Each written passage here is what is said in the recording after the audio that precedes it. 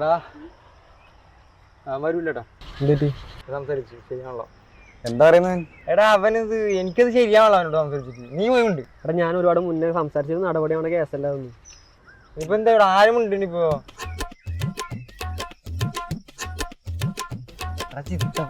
എന്തേ നീ പോയിക്കൊണ്ട് നിനക്ക് പറ്റും. എടാ നിങ്ങളൊന്നും പറഞ്ഞോ മനസ്സിലാത്ത പിന്നെ ഞാൻ പറഞ്ഞത് എങ്ങനെ? എടാ ഈ കൂട്ടത്തിൽ കുറച്ചെങ്കിലും സ്നേഹാവധി പിന്നെ അല്ല അങ്ങനെ അല്ല നിങ്ങള് ഞാൻ പറഞ്ഞ ശരിയാകൂടാ. എടാ നിനക്കൊരു കഴിവുണ്ട്, ഒരു കൺവിൻസിങ്. പിന്നെ ഒന്ന് ട്രൈ ചെയ്യ് അത്രേ ഉള്ളൂ. ഞാൻ സംസാരിച്ച് നോക്കാം വേണമെങ്കിൽ, പക്ഷെ ഞാൻ ഉറപ്പൊന്നും പറയുന്നില്ല. വേണ്ട.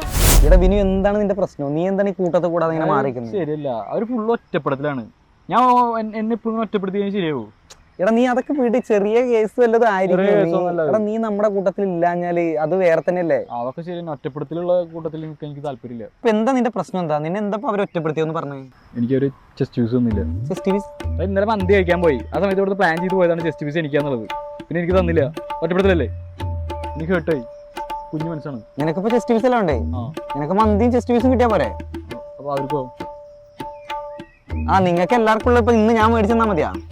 ചെസ്റ്റ് പീസും ഞാൻ നിനക്ക് തരാം. ഓക്കെ ആണല്ലേ? നീ ഇങ്ങനെ ഒറ്റയ്ക്ക് മാറിയിരിക്കല്ലേ? ഓക്കെ ആണ്.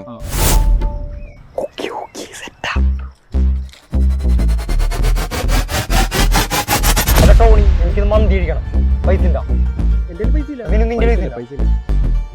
നമുക്ക് ചിത്തപ്പനെ വീഴ്ത്താലോ? നമ്മൾ ഇമോഷണലി ചിത്തപ്പനെ വീഴ്ത്തുന്നു. ഞാനൊരു പ്ലാൻ പറയാം.